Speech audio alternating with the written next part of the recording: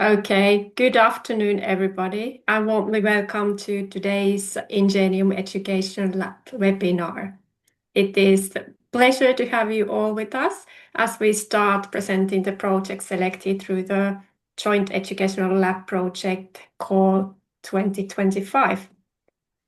The Education Lab is an experimental and decentralized teaching and learning network within INGENIUM.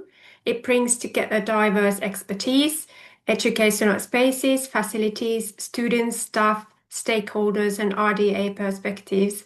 Its purpose is to support innovation in education and to create spaces where groups can work on authentic challenges and explore new solutions together.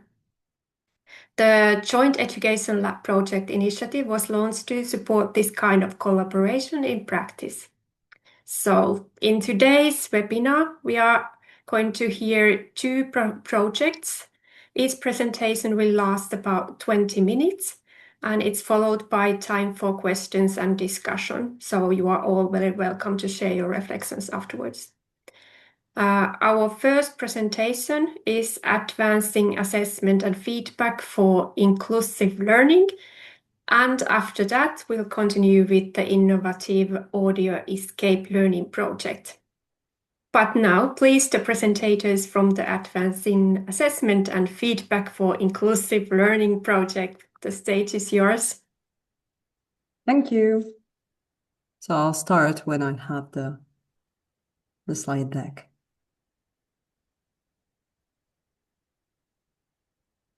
Yeah, it's all, of course. Right, so good morning, I think, for some, and good afternoon for the others, everyone. It is really an honor to be representing the team behind our INGENIUM MOOC Rethinking Inclusive Assessment and Feedback for Inclusive Learning. Sorry, it's a long one. So this is a project that is led by the University of Crete. And I think it is a true testament to alliance level contribution because as you see on the slide, there are many contributors from across Ireland, Romania, Finland, France, Bulgaria, and Italy. And we are really a unified community of practice. So my goal for these first few slides is to show you how we've moved from the drawing board to a fully operational MOOC. So if we could move on to the next slide, please. So we are currently in phase 2 of this big project. And I think that if we have to have one keyword here, it would be operational. This isn't a pilot anymore. It is a validated academic offering. So what you see on the screen here, I think gives a sense of the scale and the academic commitment behind this. The University of Crete Senate, I didn't know that was a thing, I discovered that, has formally validated this as an 8 ECT asynchronous course. And it is also the participants, are also rewarded through accredited INGENIUM micro-credentials. So I think both these things are very important because faculty, like students, need incentive. So this would be some. The most important metric here, I think, is engagement. So I didn't check, but last time we updated this slide deck, there were 78 active participants and a few participants who weren't doing anything. So I think they don't count. But anyway, so we have quite a few people actually doing stuff in the MOOC. And this is sustainable as it is going to run its course through November 2026. And there is also already a renewal plan for 2027. So we can move on to slide 3, please. So I think the philosophy of our MOOC is very simple. We have to practice what we preach. So we cannot very well talk about inclusive assessment if we were trying to fit that in a rigid one-size-fits-all delivery. And that is why our MOOC is self-directed and it's mostly reflective scaffolding. For example, in Unit 3, we provide both high and low quality exemplars. So instructors can first develop their own judgment before thinking about redesigning their own courses. There is teacher presence, although this is asynchronous. No one is learning in isolation because there are the lead partners from the University of Crete and IHE who are maintaining a presence and answering questions via the chat. If we can move on to slide 4, please. So the problem we are addressing, we all know that research shows that assessment design isn't neutral. It determines whether a student feels included or marginalized in their learning experience. We are tackling more specifically two specific challenges. How do we use frameworks such as UDL and constructive alignment to make assessments work for every student, even if we have large cohorts, for example? And there is obviously the Gen AI factor. We cannot hide away from AI, but we have to address it ethically. And so in this MOOC, there are tools to teach how AI can use feedback processes and how you can design assignments where the use of AI is documented and reflected upon. So we also encourage co-creation with students to develop their agency, peer learning, and clear rubrics to move away from high-stakes anxiety and to move towards genuine engagement and learning. We can move on to slide 5. So for this phase 2, the core problem that we would be addressing is how do we actually transform staff practice at a scale? And I think that we are trying to answer this with the MOOC because it is providing a space where the theory meets practice. And we actually can see that this is already rippling outwards, if I could say. For instance, right now we are using this framework within the INGENIUM flagship program on entrepreneurship and innovation. I don't know why all our titles have to be so long. I don't know. Anyway, so that's a joint BA, which we're currently building with MTU, UDA, XAMC, and Rouen. And we're using this as the architectural framework for our joint degree. So I think it shows that it does have an impact. We can move on to my final slide, which is slide 6. The idea is we have very busy people, faculty members, and we want to engage them. And how do you keep busy people engaged? We are trying to foster a community of practice. So we try to ensure that this journey, this 8-week journey that the MOOC is about shared reflection and creating connection rather than just consuming content, right?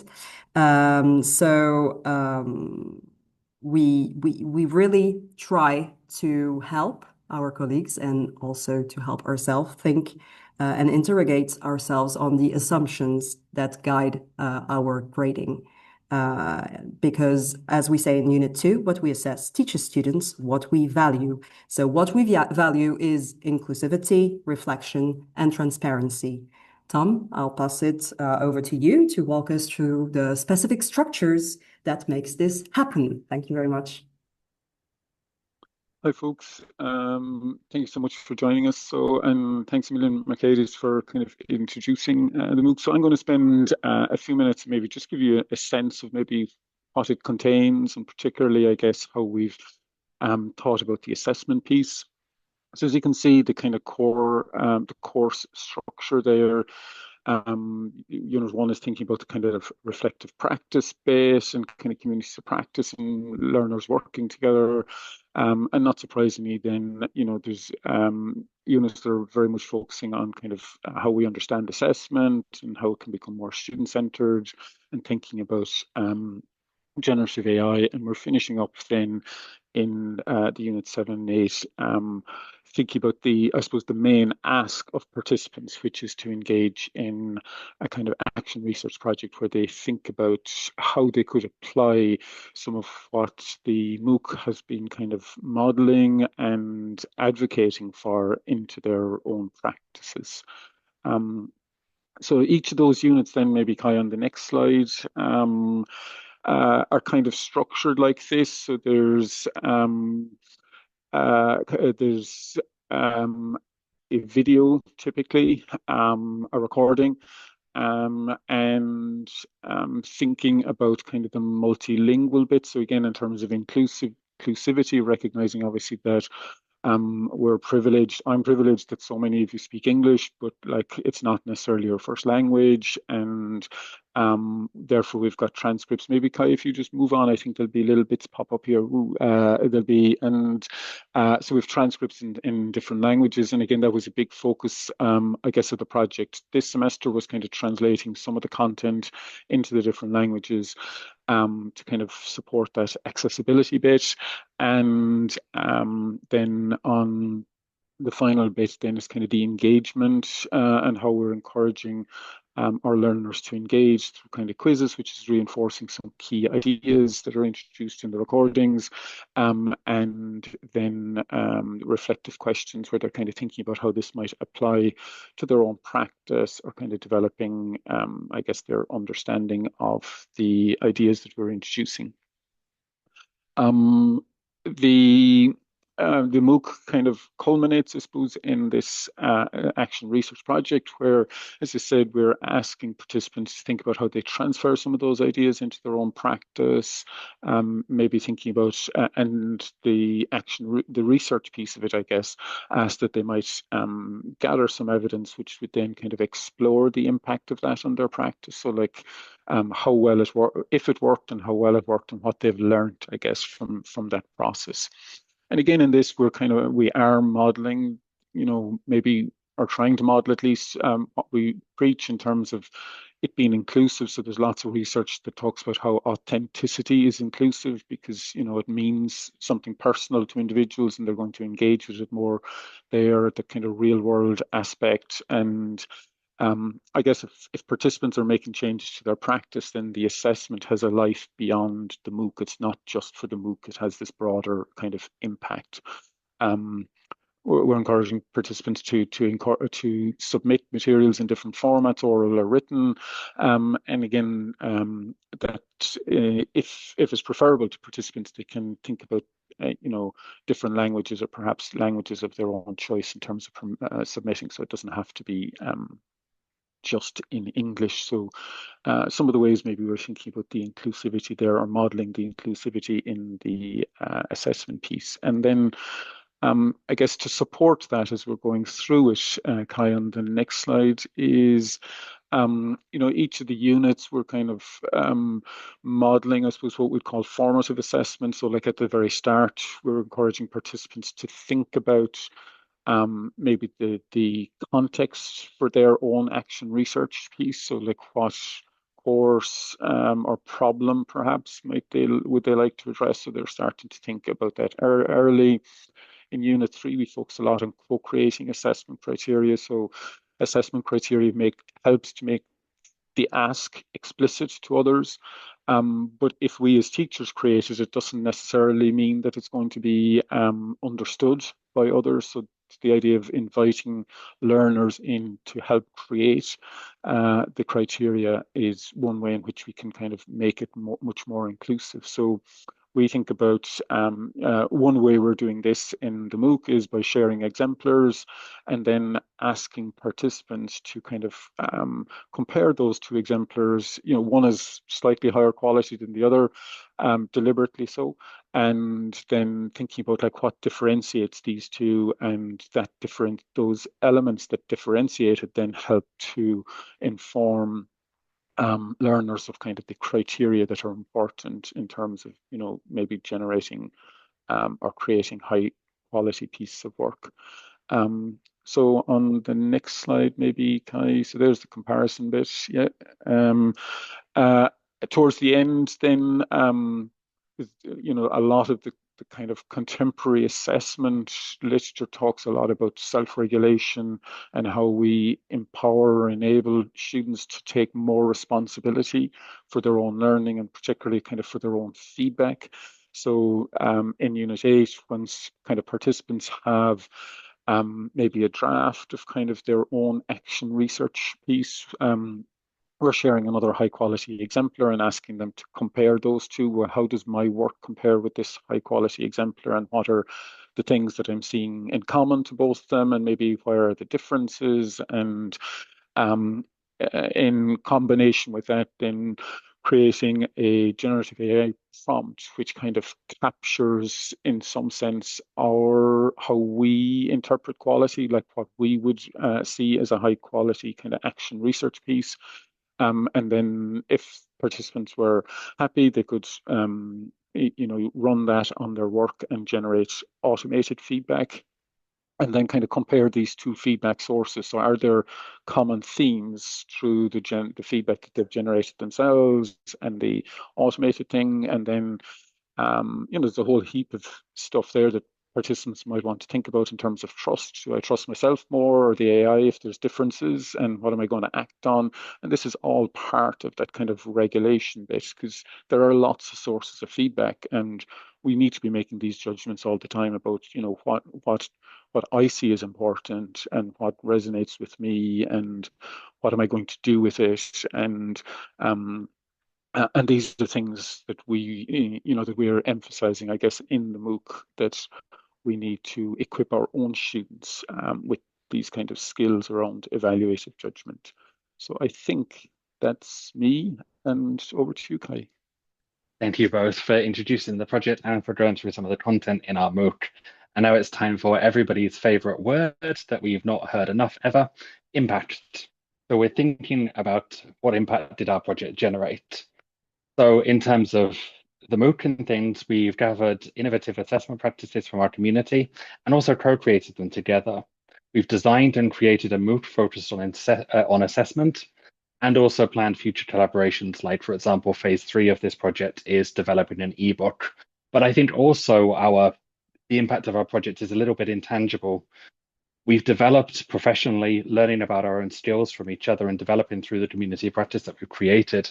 As we hope to empower others to develop themselves, we're also developing ourselves as educators and support staff. So it's been really wonderful to work on this project together. And if we're thinking about the transformative changes that this could inspire within INGENIUM, if you've read the INGENIUM's innovation strategy recently, you'll see that assessment and AI and co-creation are two of the cornerstones of the innovation strategy. And this MOOC might be one tool that we have to develop assessment practices throughout the Alliance. We all face common challenges with assessment, particularly in a Gen AI age, and we can respond to them together and share the burden to address them. And the action research is also kind of interesting because it enables us to work on the material that we're creating together and then design assessment that supports all students to learn. And that also is fun to assess and teach, because we're kind of bored with essays. I don't know about you, but these sorts of like new practices that we develop can also be really inspiring for teachers and reinvigorate our own education and classrooms. So what are we going to do after this funding period? Well, this funding period finishes at the end of June, I think, or May. And as this course is running until the end of November, we're definitely continuing past the funding period. We have clear plans to develop this further, and we've enjoyed really good cooperation between the partners and different institutions.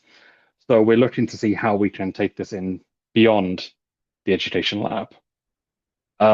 There's obviously broader collaboration impact in our team and also in our institutions. We've been thinking about how to develop faculties together. We've been conducting shared pedagogical research, and also we're talking and continuing a discussion and keeping a discussion on assessment reform between our universities alive, which is really, really important. What would we do differently? I think with a project like this, and this is something we've spoken about in our team as well, that having all the INGENIUM partners take part, so there will be one participant at least from every INGENIUM from every INGENIUM institution to participate in the course. And also, well, we mentioned in the beginning that we're offering this as a micro-credential, administration being what it is. We're not currently offering it as a micro-credential, but we hope to offer it as a micro-credential. And in the future, we would bring in the University of Oviedo in the beginning so that we can offer it from the get-go. But there's nothing to stop us doing that now. We've made sure that this also goes through different universities' administration processes so that more faculty members take part, improving the dissemination of our project, and also getting more people interested in participating. And I think what would be really valuable as well would be another in-person workshop before the MOOC opened. We had one when we finished Project 1, and we sort of combined that with the kickoff of Project 2. And I think another one would have been really beneficial then to have these regular check-ins and in-person meetings, because these were really valuable when we met together. And of course, everybody's favorite one, sufficient working time to participate in the project, because there are often some competing demands for time. And as we mentioned, we already have phase 3, which is started. And this is an ebook that we're preparing on inclusive assessment design in higher education, feedback partnership, and AI-supported design. And I echo Mercedes' comment that our titles are too long. So we're putting together this ebook, which is bringing together all of the lessons we've learned from phase 1 and phase 2, and also new insights, and giving back to the community by producing material that they can use. And because time is running out, we're also presenting in MTU in June, so only less than a month now, the lessons we've learned on assessment and feedback for inclusive learning. So there should be more institutional impact here as well. And that, very briefly, was the impact and future plans. Now there's time for questions. Thank you. Thank you all. It was really, really interesting to hear how the project has developed. So it's been a long journey already and great plans to go ahead. So please, audience, ask questions. And I think there was some already in the chat as well.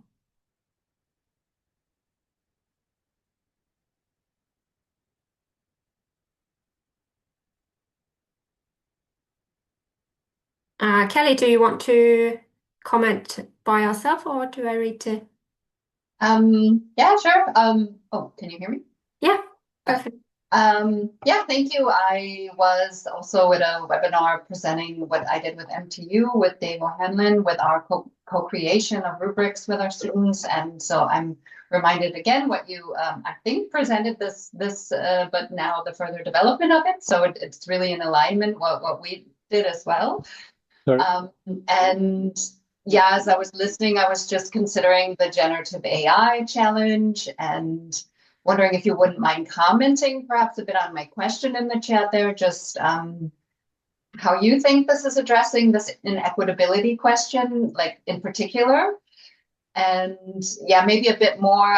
I've joined the MOOC, but of course I've got many things simultaneously going on, so it's always nice to see you've thought about a kickoff meeting, and maybe a cohort together doing it would be very motivating for the social learning aspect. I know it's all considered to be asynchronous, I guess, but perhaps there could be some, I don't know, even synchronous online parts. This I find very motivating. So that was a lot. I'm sorry, I'll let you speak.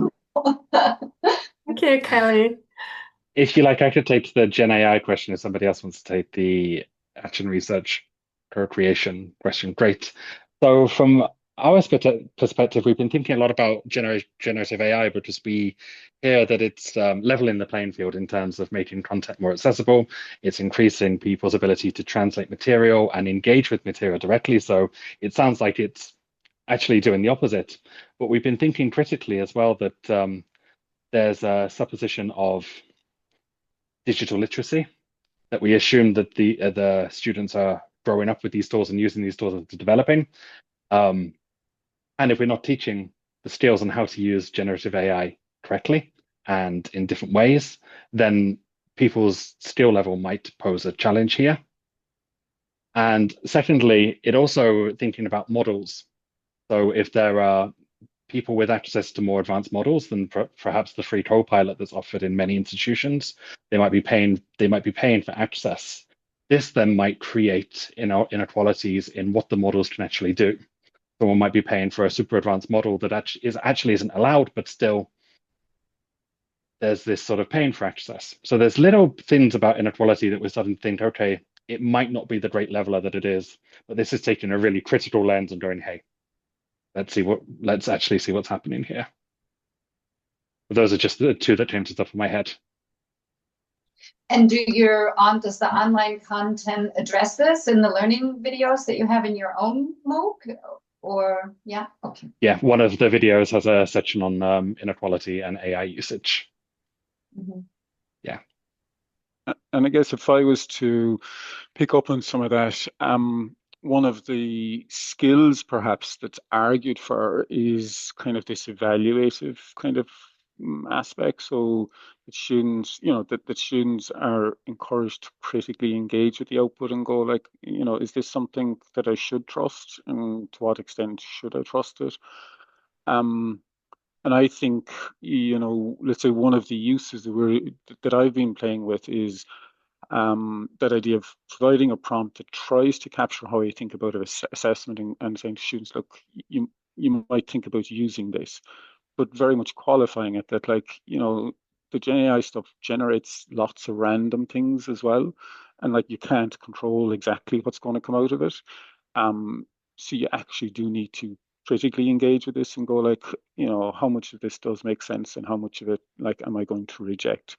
And I think that's part of feedback, that like we should be, like, we do that all the time. So like when I submit articles and you get feedback, you go, actually, they missed this point, and I have to, argue why I'm not going to address it, and argue, and then argue how I've addressed the other bits. So it's part of the process of feedback. Is we don't necessarily address everything that we get. You tend to, when it comes from an instructor, because there's this assumption that they know best and they have made, an accurate assessment of the piece, and students will, tend to try and to address that feedback. But I think when you move out of that context, there's lots of feedback where we need to be critical of. And I think one of the interesting uses of generative AI is that there will be useful things there, and there will be things that you should actually not act on. And it's kind of, it's ways of students seeing that and working with that and thinking about it. And the kind of having feedback from two sources. For example, they generate their own feedback through a comparison. So they've got some basis, to compare it with. The Gen AI kind of allows them then to compare on multiple levels. Like, what did I see? What's it telling me? And then it kind of gives them maybe more scope for deciding what I am going to act on or not.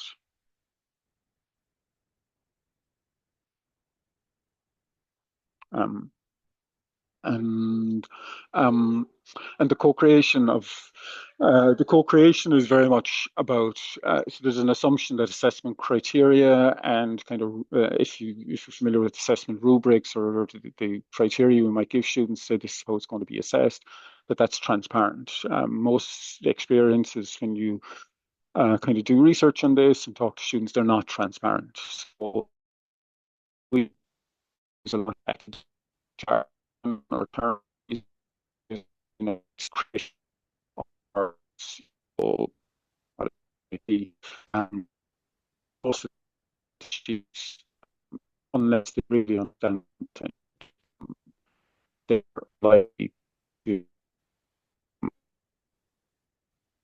I think there are some connection problems, or I'm back there now. I'm sure. Not. Yeah, we have a little bit troubling to hear you, Tom. So maybe we'll pass the give to Tina. Maybe you had something in your mind. So yes, I'm so proud of this project, I have to say. Thank you so much for the presentation. And I just want to say big thank you for the great work what you have been doing in Education Lab project and all these opportunities that INGENIUM has given, and you have been brave to take them and join different kind of initiatives. And the impact, like Kai said, that's my I love that word. And you make my reporting and continuous learning activities and initiatives so kind of easy, so to say, that it makes so much easier to communicate about these things in Alliance. So it's really great. Thank you, this commitment and everything, what collaboration, what you have been doing, and also learning for that cooperation yourself and also the assessments. So it's amazing. Thank you so much. May I ask one small question still? I know you probably have Please to move do. on, but Please just the do. co-creation of rubrics from anyone's perspective here, what you've experienced, if it was only for formative assessment or if any university has allowed that the students' co-creation then is used as the actual official aspect of their final grade somehow or not. Well, I don't know if the university allows it, but I do it on a regular basis. Like I'm trying to involve my student more and more every step of the way. And I'm actually presenting next case where you're actually be listening, if you stay, to one of my students who has been actually designing a game with us. So I really think that we have to move towards that real agency for students every step of the way because we have to keep them engaged. And right now, that's not what we're doing. So we have to try to find tools. And I really think that when you engage a student, even in understanding why, for example, an exemplar is low quality, if they really understand that themselves, then they're able to actually work as well. I mean, on their own level of proficiency, or even find the tools that they actually need to better their own output, for instance. Well, I've really noticed, but then, I mean, I'm doing business English, so it's a bit specific, I suppose, and it's very much Oh, like me too. conversational, so it's Business easier, English. I guess, than in other more serious subjects. But I really think it's a great thing to integrate students more and more every step of the way. Unfortunately, time is running, so Tom, we can read your comment, but not hearing your comment anymore. So thank you for the questions and discussion at this point, and we are moving forward to our second presentation, which I have to check the actual name of it. Innovative Audio Escape Learning Project, please.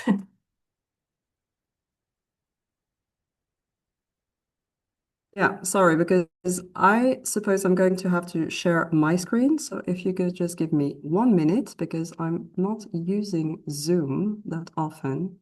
No problem. Okay, just a second. So here we are, Audio Escape Game.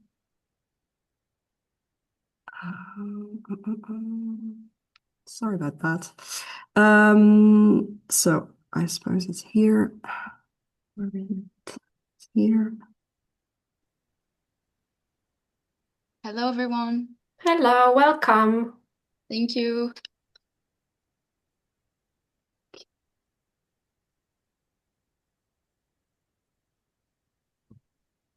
Now we can see it. Perfect. Perfect. All right, so hello again, everyone. It's me again, and thank you so much for being here. We are really excited today to walk you through a really cool project that we have been doing, this Joint Education Lab partnership. We call it Co-Creation for Education, an audio escape game, and it's really been an incredible journey. So I'm Mercedes Barber-Beledo. I am a business English instructor at the Business Administration Department of the University of Rouen. And I'm joined today by one of my students, Niyama, who is one of our brilliant students who really made this whole project possible. She actually traveled with me to Finland to run the game with the students at ZAMK. And she has a really unique perspective because she's been seeing it from both sides. She's been a game master and she's been a player herself. All right, so why did we do this? Well, we notice a massive problem in higher education, which is an engagement problem. There is a disconnect between the abstract theories and the practical skills students actually need in the real world. And so sometimes they just do not engage. On top of that, I often have students who expect when they come to my classroom to be able to do something totally different in the classroom rather than the activities that I'm coming to do with them. So I think that they've become so accustomed to a passive consumption that when they are truly challenged and pushed out of their comfort zones, it comes as a kind of shock. So I am a language teacher and I only use active methods. And I've actually had students come to me and say, with you, we have to work, actually. And that statement, I think, is very telling because it highlights why traditional lectures often struggle to really foster active student engagement and collaborative problem solving. And I think it's even harder if you do this remotely. Building a connection with students through screen is a real challenge that we knew we had to solve, especially because both my colleagues at XAMK only teach remote. So that's a very different thing again. So that's where our simulation comes in. We wanted to move basically from boring lectures and give students a safe space to practice their skills, like crisis management through an immersive play. All right, so how does this all start? And this all started with a presentation by Katta and Laura, who are my two colleagues from XAMK, back in Crete. So they presented their idea of an audio escape game, which is basically a story that's being told and where students then have to stop at some points and act. So that's in Crete that we decided that we wanted to team up to create something that was scalable and easily adaptable to any format. So by combining my own experience in student-centered face-to-face learning and Kata and Laura's expertise in remote education, we tried to create something really special. I think that's what really made this collaboration work is that we have very different roles. So Kata is a pedagogical designer, Laura is a subject teacher, and I'm a foreign language teacher. And this made sure that our game was educational, relevant, and accessible to all. And of course, the students themselves were our most important partners in making the game better. And I think that the fact that Nyama is presenting with me here today shows that perfectly. So what happened, and I think that is really what was the most innovative, I suppose, about our approach, is that we didn't just build something and then walk away, or build something, try it once, and then, okay, move on to something else. We refined it, we redid it, we made actually 5 different versions to make sure it actually worked for everyone. And we implemented changes through student input every time. And that was one of the most valuable things, I think. So we wanted to prove that we could make this work in any setting. So we tested it everywhere. We did in-person sessions to see how it could be used in a real room. We did a hybrid model to connect physical and digital students at the same time. So we had my students in their classroom in Rouen and the students at XAMK who were remote. And then we ran 3 fully remote sessions to perfect our online tools. And every step of the way, we try to collect data to see how it actually helps students work together and stay motivated. So I'm quickly finishing on this, and then I'll let Nyama speak. So our audio escape, how does it actually work? So it is a kind of escape room, but it goes beyond the typical escape room. There are no padlocks. Instead of that, we use immersive storytelling to then take the students with us in the story and drop them right into the middle of a management crisis. Also, there is no 60-minute countdown. There's no timer. It's more of a loop system. So every time they have a task, they stop, they reflect, and we give them feedback after every round. So we're trying to keep it as interactive as we can to beat the Zoom fatigue that we all know about, especially in remote settings. And students each time have to use theoretical work that they have to learn previously as asynchronously before the game. So the learning really stays front and center. All right, so Nyama, to you. Okay, so hello again. So the game structure and rules way before we start from the phase one, back in Rouen with my classmates in Mercedes' class, we worked on management theories in class, and we had to create slides explaining the managerial theory the easiest way possible, which was used among the students in exam to start the game. So before we start the task, they had access to the DigiPad to have a look, to surf around, and then me as the game master, I would tell a story about what's going on to put them in context and to make them really feel like it's a really escape game. And first, then we go to the spinning wheel to give every team their own managerial theory. Say they would work with it, and the point is to not use students and teams as persons, but they have to think as the theory they were told to choose. And then after the storytelling, we go to the task. I say a story, I say there is a problem, and well, Laura sends the student to breakout room so they can discuss, think, and have an answer, and they have to defend their answer depending on and using as a reference the managerial theory they have. And the feedback, well, every choice they make has to be justified, and us as the game masters, we give them a feedback so they can use the feedback in their next choice in the next task, and it goes this way until the last task, and we give them a final feedback with the point and the classment of the three winning managerial theories. The next slide.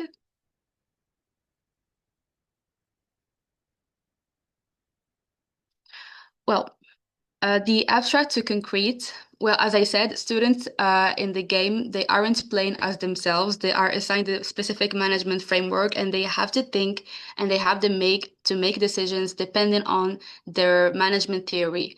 Then every crisis is different theory. Okay. Tasks are different, and each one has to make them think of a different answer in a different situation, knowing there are hospitality students and restoration. So we try to make the task the closest possible to what they could face in real life crisis. The defense logic as well. The mechanics require teams to record the defense, this bridge textbook reading and professional execution. And the performance, yes, is lead to Cosmo points. Real-time tracking fosters competition and showing long-term management impact. Well, to make the game even more immersive, we use the Cosmo points. So after each task, you either win or lose Cosmo points. And yeah. So this is the DigiPad. We have the student material where they can see their score tracking. We have the main storyline, just in case they want to reread it again. And we also translate it in Finnish for students to read it in their homeland language. Then we have, for example, here, task 2, reputation defense, PR statement. We write the task, the critical rules, and what they should do. And then we have the breakout rooms. When you click on it, you go and you can see the managerial theory there and what they give as an answer.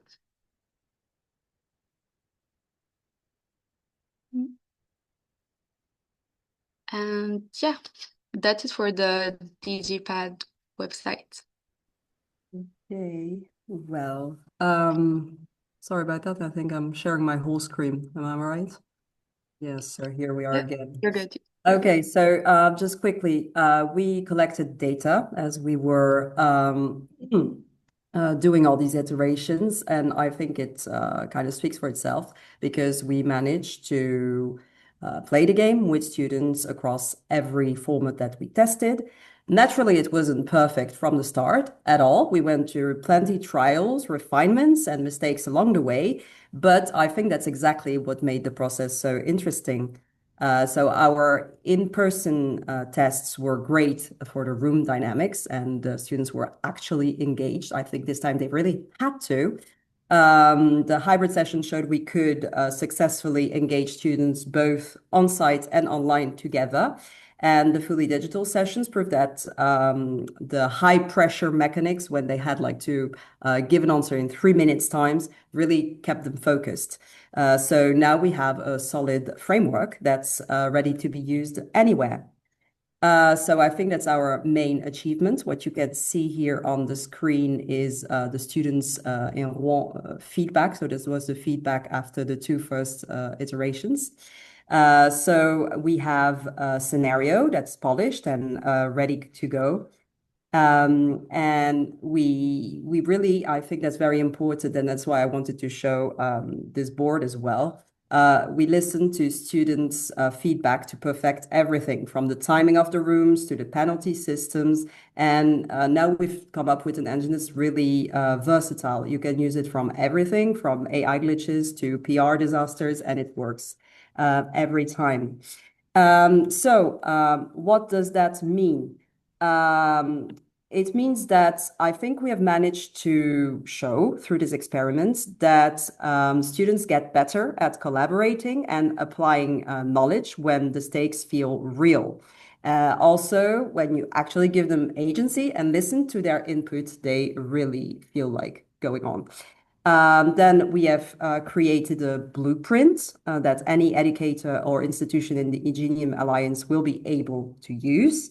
And I think it also shows educators that gamification can be rigorous and easy to adapt. So that was another major goal for us, proving that creating something entirely new with students and for students can be fun and a totally doable process. So we are not stopping. You have a very nice picture of my colleagues and I here. We have big plans for the future. We are working on a new partnership with the hospitality bachelor degree at the University of Oviedo on a new game altogether. We want to keep analyzing our data and try co-authoring papers on active learning. Also, we would like to host more live sessions where international students, a team play together in real time. So that would really be great. So our terms for the future, the immediate future, is to see the method used across INGENIUM partner institutions. We want to make this available in September. We'll make sure it's multilingual, so it will be available in English, French, and Finnish to keep it accessible. And we'll keep sharing our work through INGENIUM and at the EAIE 2026 event in Glasgow next September during a poster session. So we're really proud of how far this has come. Okay, now we're ready for your questions. Thank you so much. It was super interesting.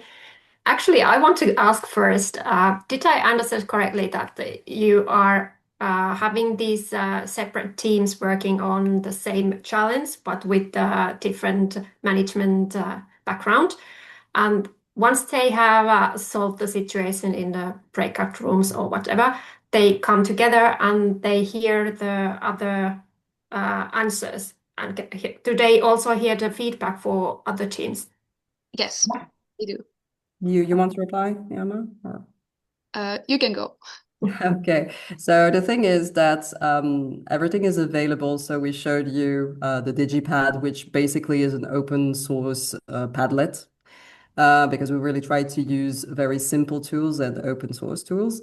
And actually, every time they have their own breakout room in which they have their own student material, and they always have access to the rubric, to the scoring. So at any moment, because I was entering the scores, I was seeing many, many students who were actually checking what was happening in real time. And yes, every time they came back to the main room, so that doesn't make sense. I mean, in presence, we were all here anyway, so we're all together. But for the remote students, we all came back in the main room and would give feedback right away and explain why they lost points or they gained coins or those kind of things. So that was really, everybody was engaged at the same time. So I think it was a really cool dynamic to see that at work. So we had to refine quite a bit because at the beginning we gave them tasks that were undoable, they were too long, or the way that they had to submit the answer was not convenient enough. So we had a lot of,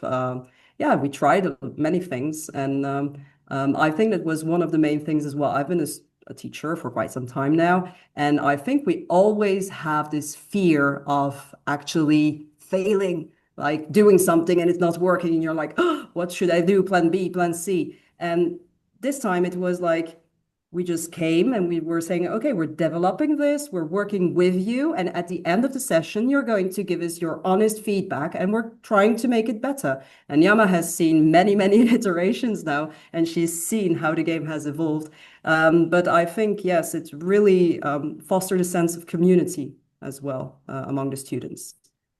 Yeah. Thank you. Now I'll give the chance to others to have questions. Please do.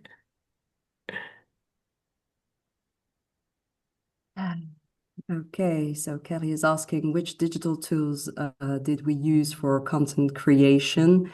So actually, I used to be a middle school teacher here in France, and we use something that is called La Digitale. So that's a collection of tools which are all open source tools that are for education. So you have all kinds of tools. You can create storyboards, you can create flip books, you can create those digipads. So it's a package basically. I can put the link, but I'm afraid that everything is in French though, but it's pretty easy to understand. Yeah. So that's what we've been using. How long does the whole game take? Well, ideally, it would take 3 hours, but every time we only had 2 hours with the students, so we had to rush through that. Is the hosting platform over the INGENIUM Moodle LMS? No, not yet. We are finishing the framework and we'll put it online in September. And yes, Digipad is like Padlet, except that it's open source and better, if you ask me. Good to Should I hear. take the last question, the fourth one? So which would you say is ideal for learning, in class, hybrid, or fully online? Does Well, it since make a I difference? participated in the class one hybrid and the fully remotely one, I would say the hybrid one and the online one. Because back in Rouen, when we did it, when we used the hybrid form of the game with Finnish students, actually it was very interesting because first of all, we got to meet a new student from another country. Second of all, somehow they turned on their camera, which never happened somehow, but we got to see them, to talk with them, to discuss, to explain our theories, our slides, the task, the decision why.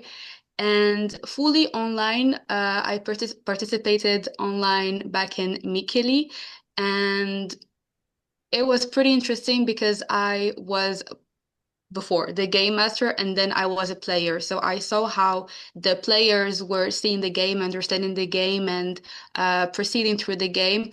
So yeah, I would think hybrid or fully online are my favorite versions of the escape game.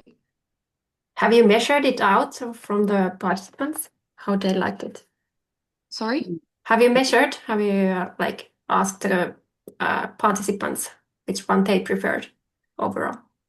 No, we did not ask them which one they prefer. Actually, it's because it's not the same students who Yeah, were in the yeah, but if online they have classes. like scored, yeah, but it's also the different phase of your development, so it might be a little Yeah. bit tricky to compare the first one with the fifth one. Yeah, they're very different, but like the vibe was the same. Yeah. And I think that the students were much more forgiving when we were making little mistakes, which happens to all of us, or at least happens to me, because they were involved in the process. And I really think that's important. There's one more question. Yeah, sorry.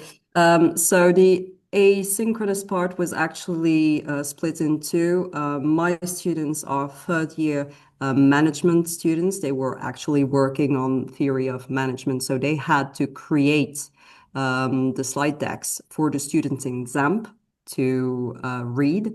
The students in XAMPP, I think they just had to read, well, to have a look at these slide decks, and they had 3 reflective questions to answer beforehand. So I think it's like maybe 1 or 2 hours of preparation for them, because they are like vocational students and my students are more theoretical, if you will. And I think that's also interesting because it becomes a kind of loop. It's my students who are actually teaching these students, even from afar. Yeah. Thank you. Any more questions?